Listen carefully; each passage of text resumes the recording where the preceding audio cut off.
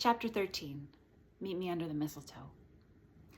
Well, it was now or never. It was time to clear the air with Devon. Could never be an option? I really did my best to avoid him this past year, for both our sakes. I decided that it wouldn't be fair to ambush him at work. He didn't deserve that. So I did the next big thing, and I ambushed him at home. My car lurched down the road a few minutes out of town, past the old billboard Devon used to propose to me. I drove around the half-moon driveway and parked in front of the house that would have been our home. Our home, if I hadn't gone and screwed everything up. I noticed Devon's black SUV parked out front. The trunk lid popped open. A trail had been made from the garage door to the back of the vehicle, a pile of suitcases stacked inside. "Hello?" I called out. The cold air nipped at my lips. "Devon?" "Who is it?" I heard his muffled voice from behind a stack of foiled-covered gifts. When he lowered the boxes and took a good look at me, the smile faded from his face. "Oh, it's you." Ouch. "It's me." I extended my arms out to the side as if I was the star on top of the Christmas tree. "How are you? It's been a minute." I was trying too hard. "Well, it's been about 14 months, but who's counting?" He dropped the gifts in the trunk with a thud. "What do you want?" Devon clearly wasn't in the mood for a social visit. Neither was I. "I wanted to see how you are." I trailed off when he rolled his eyes at me. He crossed his arms over his navy pea coat.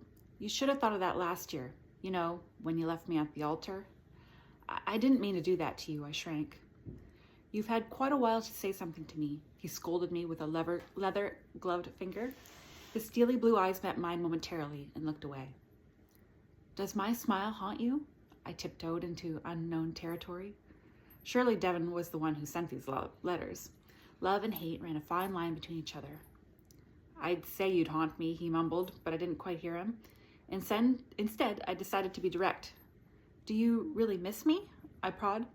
A look of horror spread across his face. "Do I miss you? After what you did to me? I should think not. You embarrassed me in front of nearly the entire population of Mercer." "You embarrassed me too," I shot back. I was on a rockier ground than I initially thought. He looked around at no one in particular. With mock laughter, he said, "I embarrassed you? How?" I thought about who I've become over the last year and what I've accomplished. Part of me pushed to become the person I am today because of Devon, for better or for worse. "You never appreciated me for me." A weight which I didn't know was there was lifted off my chest. He huffed, and a white cloud of hot air puffed out of his mouth. For once in his life, Devon was lost for words. "Yes, I did," he contended at an inaudible volume. "How?" It was my turn to be wounded. He searched the memories for words to defend his honor, and he came up with nothing.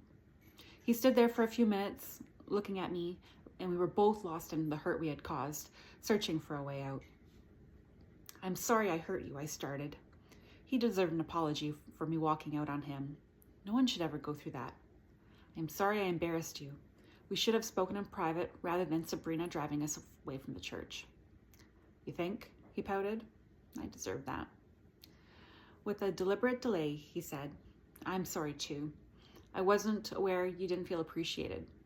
For a minute, I felt like he finally heard me. "But you should have said something. I'm not a mind reader." The moment was pleasant while it lasted. We both stared at each other. Time stood still. The only thing that could be heard was the whistling wind between us. "I moved on," he finally said. I heard. I couldn't help but feel a little ache in my heart. For what it was worth, I loved him, even if it was for a moment in time. Tiffany is a great person. He cleared his throat. "We're headed to her parents' house to have an early Christmas, and then we're headed to Hawaii for the holidays. I'm going to ask her to marry me." Devon stood tall as he proclaimed his plans to wed. "Oh, whoa." I couldn't help but be a bit shocked. He moved on fast, and I hadn't even attempted to move on. Not romantically. He quickly went in for the kill. "What? You didn't want to marry me? I wasn't going to wait forever." I didn't mean it like that. Well, I kind of did mean it to judge him a bit. He was never the type of guy to be left alone for long. Our conversation, albeit short, was a long time coming.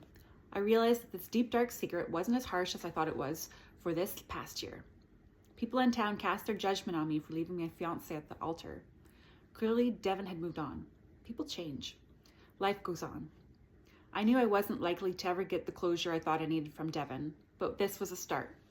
The next step was to forgive myself and to move on. Lost in thoughts, I didn't hear an angry, high-pitched voice yelling at me. It wasn't until Devon rushed towards the front porch that I finally clued in. "Hey, get away from my man!" Devon caught Tiffany as she tried to lunge off the porch in her fuzzy pink slippers. "You've already caused him enough problems. Get out of here." "I'm leaving," I cried out as I stumbled over the snowbank towards my car. Just as I wrenched the door open, something narrowly missed my head. I reached into my hair and realized there was a clump of snow matted in it. Bam! Another strike hit my driver's side window. I slowly raised my head to see what danger lay on the other side as an angry girlfriend and a jilted ex-fiancé. I ducked just in time as Tiffany hurled another snowball at me. She meant business. "I said get out of here," she wailed. She was protective of her partner, and I hope he treated her better than he did me. Although I was going to guess that he might be a bit scared of her. "Tiffany, stop!" I heard him plead with her. I revved the engine and peeled out of the driveway as fast as I could. I gave Tiffany what she wanted, for me to leave her boyfriend alone. And, in a few days, he'd make her the bride I never was.